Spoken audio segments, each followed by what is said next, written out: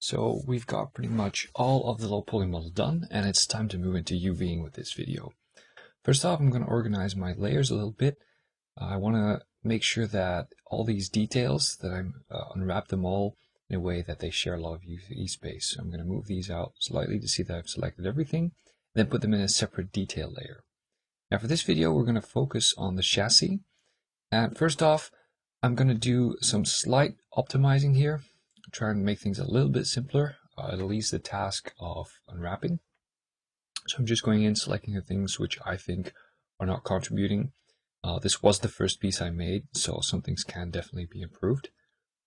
Just going over, making some connects at the front here.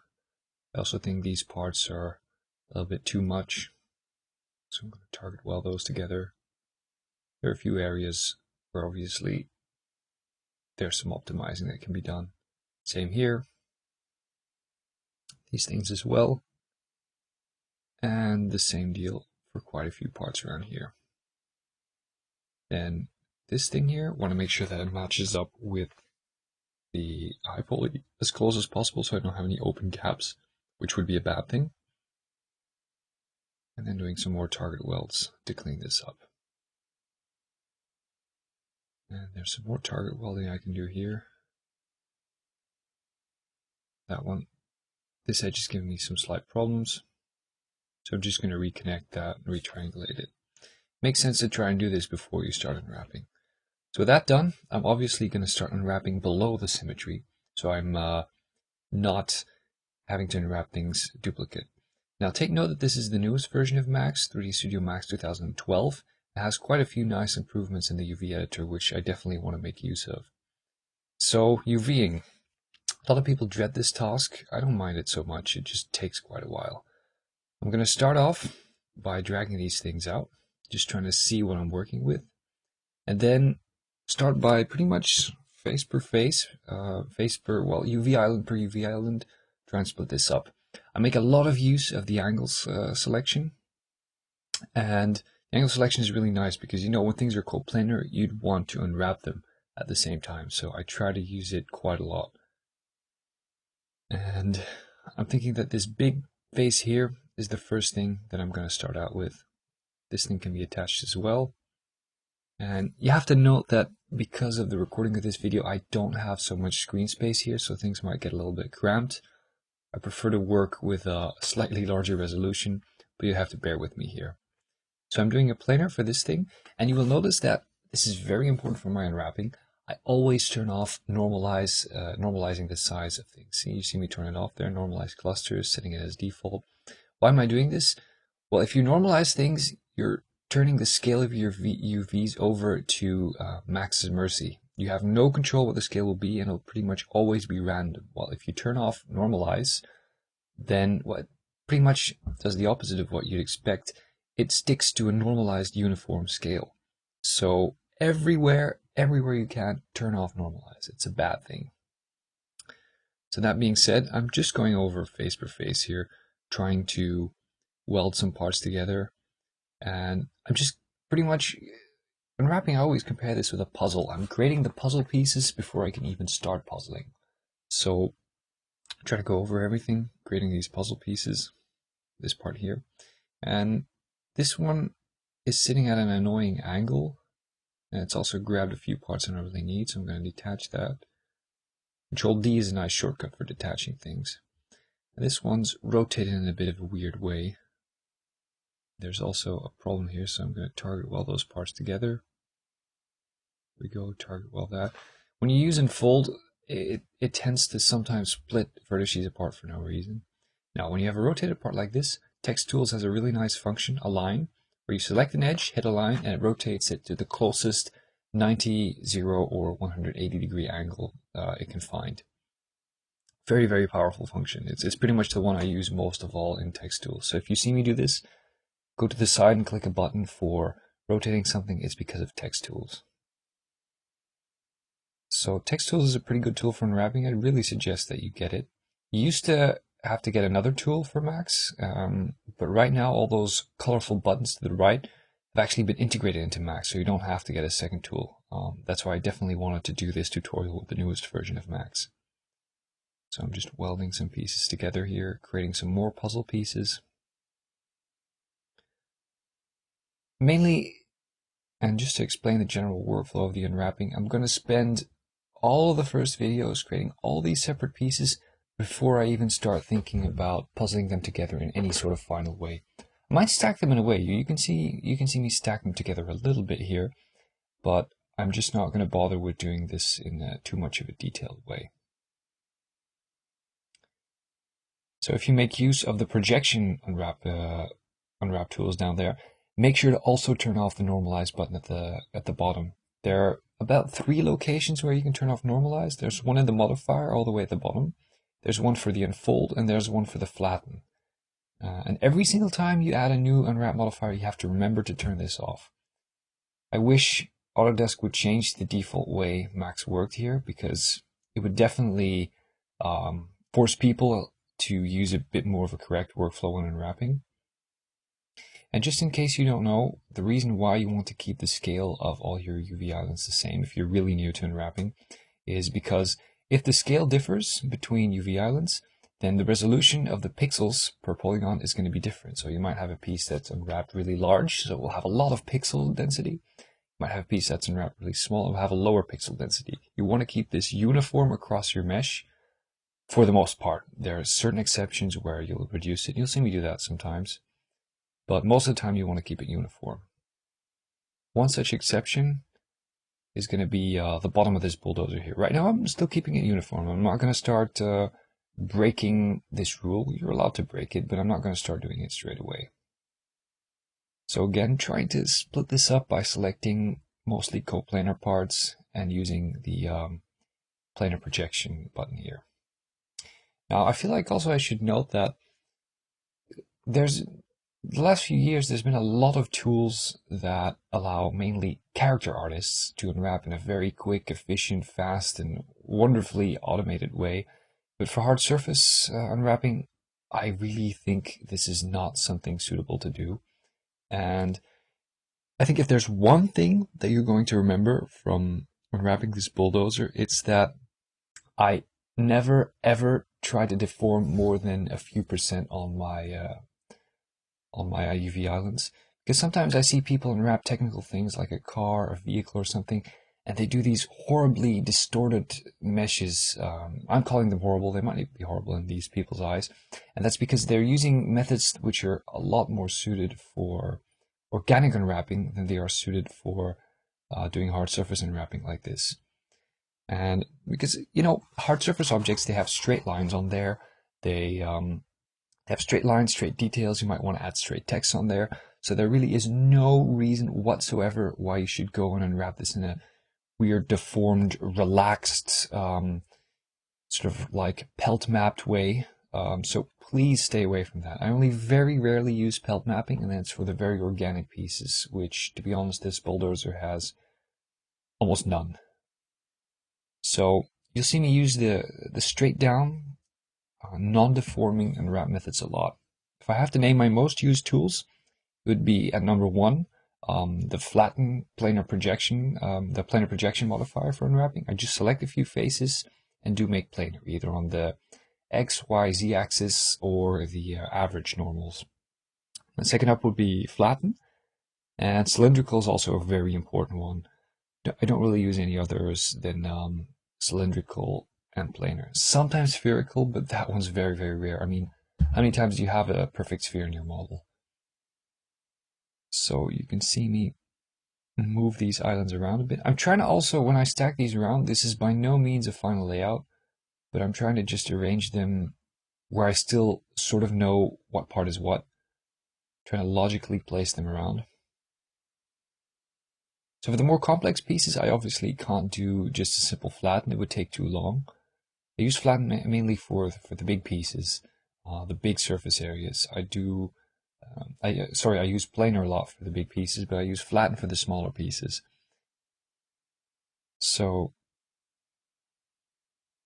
most of the time when I use flatten, it tends to flatten or unfold. Tends to split the mesh in weird ways. Flatten tends to break it up, and fold tends to sort of jumble it together when it gets more complex. So what I do then is, like you see me do here, rip it apart, by using detach all the time and then going back in and stitching things together. And very important, you can see these parts jump together, right? I select an edge and they jump together. This is because I'm using stitch selected without a dialog. I've set hotkeys to this. In my case, I think this is Alt S and Alt Shift S. I set these specifically for the UV editor, so they only work in there. So it definitely pays off to do this because stitch is a tool I use a lot also when doing hard surface modeling. So to talk about the deforming again, because I think this is very important. It always bothers me to see people unwrap mechanical objects in the wrong way. You might deform things a little bit with planar. For example, at the bottom of that curved part, you can see I have a slight deformation there. So I'm gonna use another planar modifier, a planar projection on that. There we go. Straightening these things out. And you can see me even using there's the quick transform tools at the top there. And those quick transform tools, there are two very, very important buttons where you can align them on a horizontal or a vertical line. I use these all the time. They're super important because you have to keep in mind your texture is a grid and pixels are aligned horizontally and vertically. You want to stick to that as much as possible because if you have a straight line and it's not perfectly following the grid of pixels, you will get aliasing. You will get aliasing the stepping of pixels in your lines. You want to avoid this as much as possible by getting perfectly straight lines in there. So you can see me go through some trouble at times. And yeah, here we go. This part, interesting. This is, I think, the only part in the bulldozer where I actually use something else than the aforementioned planar and flatten methods. So for this thing, I think I'm going to use a bit of relax. And it's sort of jumbling a little bit here, so I don't like it too much. See if I can work with this peel mode. I'll just try pelt map. Pelt map is pretty reliable at times. But for the pelt map to work, I'm actually going to have to add a little cut in there.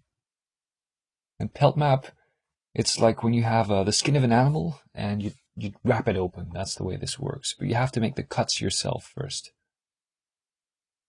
And I'm also slightly bothered by that part there. Okay, so there we go. Pelt map. There we are. This part, I'll mention it again, this is very organic. There is no way to unwrap this in a straight way, not without having tons of seams all over the place. But for the rest of the bulldozer, you can always unwrap these things in a straight, clear, precise manner instead of having to resort to these messy, jumbled unwrap methods that I see some people use. And other than that, is just simply going over all these pieces. And interestingly, this hood, we're going to return to this thing later on, once we've unwrapped the symmetrical part. And later on, we're going to model that extra part in there. We might have to wait a very long time for this, until we've stacked everything together. But it does pay off because obviously we don't want to unwrap both sides of this bulldozer uniquely. We're going to have to share a lot. This thing is hugely complex, so we have to make sure that we share a lot of UV space. There's just no other way to make this work. So you can see me also use the quick 90-degree rotate toggles up there. Very, very useful. If you quickly want to rotate something, there's a button to instantly do it, which is much faster than using the rotate tool. And also, maybe for people that are new to unwrapping, there's the tools at the top left. There's a move, a rotate, a scale, and then there's the free transform. You don't really need the first three. Free transform does everything and better. With the free transform, you can move, you can scale, you can rotate, and you can snap with it, and you can scale in percentages, you can rotate in percentages. It's pretty much perfect, and I never really use the other modes. And also, the nice thing about rotating with the free transform tool is that you can set your rotation pivot instantly. It's if you've worked with Photoshop before, it's like hitting Control T in Photoshop. So aligning these again with the make planar option. I'm going to detach those little parts there. And once we have that, move it up there. Trying to cluster things a bit in a way that makes sense to me, where I can instantly recognize what this is. Because I'm gonna have, like I said, I'm gonna have to come back later here and start puzzling with these things. And I don't want it to be too hard to see what these puzzle pieces are. Obviously, I can select them and tell in the viewport what they are, but still, keeping things clustered together is also keeping it in mind for when you're texturing. It doesn't make much sense to texture a part where one part is on the complete left side of your texture and the other one is completely on the other side. You're just going to have a hard time texturing that. Just workflow-wise, I mean, there's no reason to really do it. It'll work just the same when you unwrap them in a bit less of a logical way, but it is going to make it harder for you, so might as well try to stick to it from the start. So again, a lot of stitching here. You can only stitch parts that have been detached, so that's why I detach them sometimes. Hotkey for detach is Control D.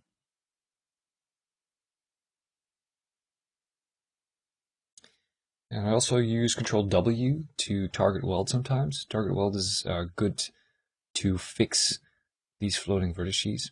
Because the problem with unwrapping is that the actual weld, like it's the same as when modeling, but the actual weld doesn't work as robust as the target weld. Weld tends to mess up and sometimes refuse to work, so I just prefer working with target weld most of the time. So again, straightening things up here, very, very important. And I shouldn't really have straightened those up, but whatever. Okay, so these pieces here, I'm actually gonna optimize them a bit more. And if I change the mesh around, then I collapse my unwrap UV. This might be really obvious, but if you're new to unwrapping, which some people might be that are watching this video, you want to change your mesh, it's not a problem, but you have to collapse your unwrap modifier before you make the changes, or you will lose everything that you've done before. This is something I learned the hard way when I was doing 3D for the first time. Right, so optimizing this mesh a little bit, and then going back. Now, the problem with these sort of spline shapes is that they're not unwrapped, but there's this this really cool thing in Max, in the new Max, where you've got that wrap button down there. You can see it's like a piece of folded toilet paper or something, and it pretty much unwraps a spline for you that you've forgotten to unwrap in a fairly decent way with an instant click. The only thing it does is it tends to distort these in between edges, but I just go in and manually align them. So this is a very, very cool tool. If you, like, just in my case, it happens, you forgot to turn on the unwrap options for these splines before you collapse them. And with the wrap button, you can just simply select a loop in there and unwrap them. It only works with edges, and it tends to have a sort of preference for which edge you select. So experiment a bit with it. It really depends on the actual object itself, which one you have to select. But other than that, it's fairly simple. You just hit unwrap, and boom, it does it for you. So there we go, spacing these evenly. These splines, I'm going to move them around.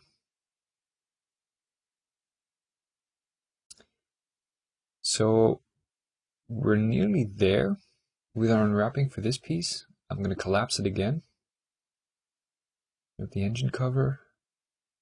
And then I'm going to cut this piece in. So like I said, you do this after you are sure that the shared parts have been unwrapped decently. Yeah, the problem with Edit Poly is that the hotkeys in here, for some bizarre reason, Autodesk just prefers to keep these different from the actual editable poly object. So Edit Poly and Editable Poly are different modifiers, different objects, they do something different. Very annoying. So I'm modeling this thing in.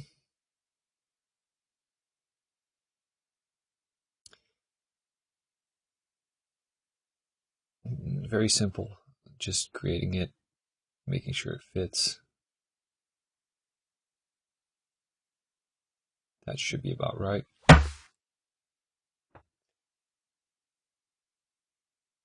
And once we've done that, this top of the hood obviously cannot share the same UV space anymore. So luckily it's a simple piece. It's not a complex thing I have to re-unwrap. all I did was do another planar unwrap from the top, and you can see it's slightly rotated, so I can either do the planar again, or I can just use the align button there. And the good thing about this uniform scale is that I do not have to worry about the scale being off. Also, for this front part of the engine, I prefer to unwrap this uniquely as well, because that's something I've learned with vehicles. You can share a lot of stuff, but don't share the parts in the center like the hood, because you will notice, especially on cars, it can get really obvious. And the same with this bulldozer. I just don't want to take the chance. So that's it for unwrapping this part. We'll continue in the next one.